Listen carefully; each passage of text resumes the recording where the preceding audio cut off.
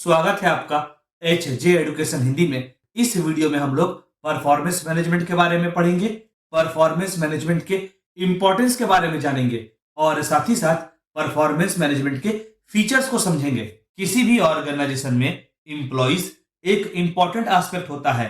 Employees का proper performance ही organisation को समय पर काम को पूरा करने में हेल्प करता है और ऑर्गेनाइजेशन को गोल्स अचीव करने में हेल्प करता है। दूसरे शब्दों में यह कहा जा सकता है कि एम्प्लॉइज का परफॉर्मेंस ऑर्गेनाइजेशन के सक्सेस को प्रभावित करता है, सक्सेस को अफेक्ट करता है। परफॉर्मेंस मैनेजमेंट उस प्रोसेस को कहेंगे जिसमें लगातार एम्प्लॉइज के प्रोसेस को मॉनिटर किया जाता है, मेजर किया जाता है और जरूरत पड़ने पर एम्प्लॉइज के परफॉर्मेंस को डेवलप भी किया जाता है ताकि एम्प्लॉइज प्रॉपरली काम को पूरा कर सकें। परफॉर्मेंस मैनेजमेंट में यह इंश्योर किया जाता है कि एम्प्लॉइज ठीक उसी तरह से काम करे जिससे ऑर्गेनाइजेशन अपने गोल्स को अचीव कर सके। परफॉर्मेंस मैनेजमेंट एक कंटिन्यूअस प्रोसेस होता है जिसमें एम्प्लॉइज के परफॉर्मेंस को इंप्रूव करने पर ध्यान दिया जाता है और साथ ही साथ यह भी प्रयास किया जाता है कि एम्प्लॉइज का काम से जुड़ा एफिशिएंसी यानी दक्षता बढ़े ताकि वे काम को इफेक्टिव तरह से परफॉर्म कर सके। परफॉर्मेंस मैनेजमेंट का प्रोसेस एम्प्लॉइज को हायर करने से स्टार्ट होता है और जब तक एम्प्लॉइज ऑर्गेनाइजेशन में रहता है तब तक परफॉर्मेंस मैनेजमेंट का प्रोसेस चलता रहता है। ह्यूमन रिसोर्स मैनेजमेंट का एक इंपॉर्टेंट एस्पेक्ट होता है परफॉर्मेंस मैनेजमेंट। काम से जुड़ा गोल्स या ऑब्जेक्टिव्स को सेट करना, लगातार एम्प्लॉइज के परफॉर्मेंस को मॉनिटर करना, एम्प्लॉइज के परफॉर्मेंस को रिव्यू करना, काम से जुड़ा एम्प्लॉइज से कम्युनिकेशन करना, जरूरत पड़ने पर एम्प्लॉइज को काम से जुड़ा ट्रेनिंग या कोचिंग प्रोवाइड करना और बेहतर काम के लिए एम्प्लॉइज को रिवॉर्ड, रिकॉग्निशन यानी पहचान देना, यह सब परफॉर्मेंस मैनेजमेंट के अंतर्गत आता है, परफॉर्मेंस मैनेजमेंट के अंदर आता है। चलिए आगे बढ़ते हैं और परफॉर्मेंस मैनेजमेंट के इंपॉर्टेंस को समझते हैं। पहला, इनकरेजिंग एम्प्लॉइज। परफॉर्मेंस मैनेजमेंट की सहायता से ऑर्गेनाइजेशन यह पता लगा सकती है कि कौन सा एम्प्लॉय अच्छे से परफॉर्म कर रहा है। जो एम्प्लॉय अच्छा काम कर रहा है उसके अच्छे काम को ऑर्गेनाइजेशन एक्नॉलेज कर सकती है जिससे एम्प्लॉइज को मोटिवेशन मिलता है और एम्प्लॉइज अच्छा काम करने के लिए प्रोत्साहित होता है। अगला, clarity in work. Performance management की सहायता से प्रत्येक एम्प्लॉय को उसके काम के बारे में आसानी से बताया जा सकता है जिससे एम्प्लॉय को पता होता है उन्हें कौन सा काम परफॉर्म करना है। इससे होता यह है कि प्रत्येक एम्प्लॉय को अपने काम के बारे में क्लैरिटी होती है। जब एक काम को एक से अधिक एम्प्लॉय मिलकर पूरा करते हैं तो उनमें काम इक्वली बांटा जा सकता है जिससे उनके बीच में काम से जुड़ा कन्फ्लिक्ट नहीं होता है। अगला, प्रोवाइडिंग ट्रेनिंग। परफॉर्मेंस मैनेजमेंट के हेल्प से एम्प्लॉइज के अच्छे परफॉर्मेंस के बारे में तो पता चलता ही है, साथ ही साथ यह भी पता चलता है कि कौन सा एम्प्लॉय का performance up to the mark नहीं हुआ है।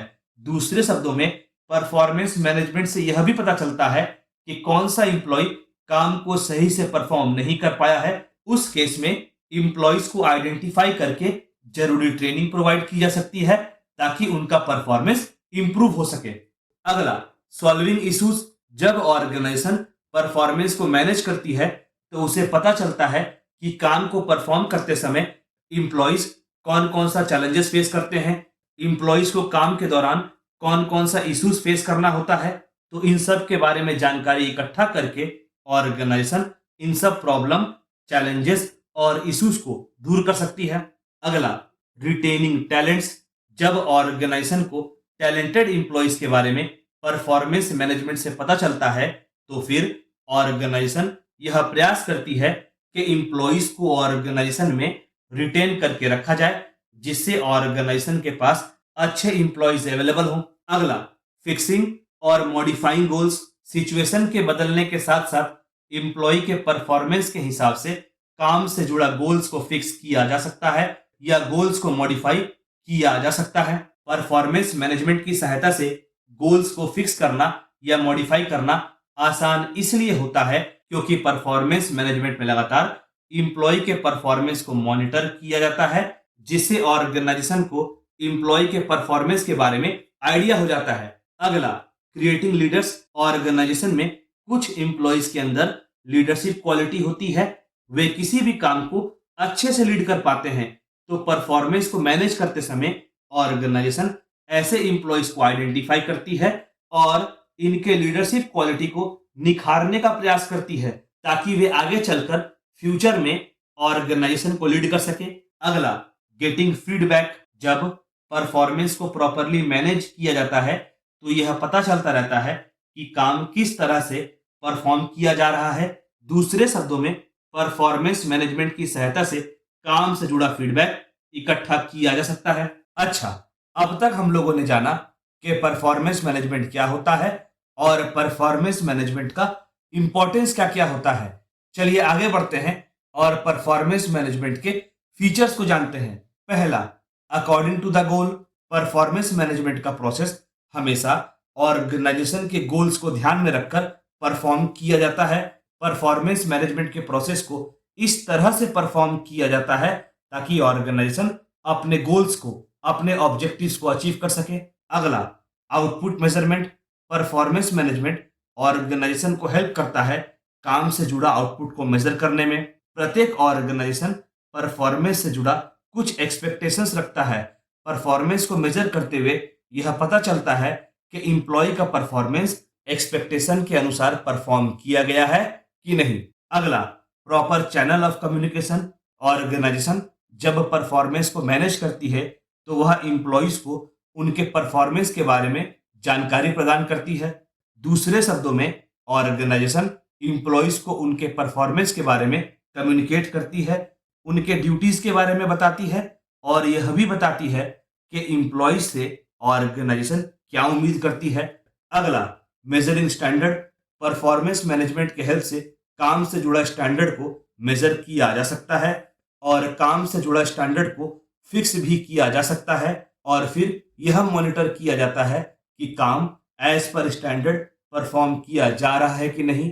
अगला, non rigid process. Performance management एक फ्लेक्सिबल प्रोसेस होता है जो समय और सिचुएशन के हिसाब से एडजस्ट हो जाता है ताकि सारे एम्प्लॉयज के परफॉर्मेंस के बारे में सही तरह से बताया जा सके। अगला, फ्यूचर आउटलुक।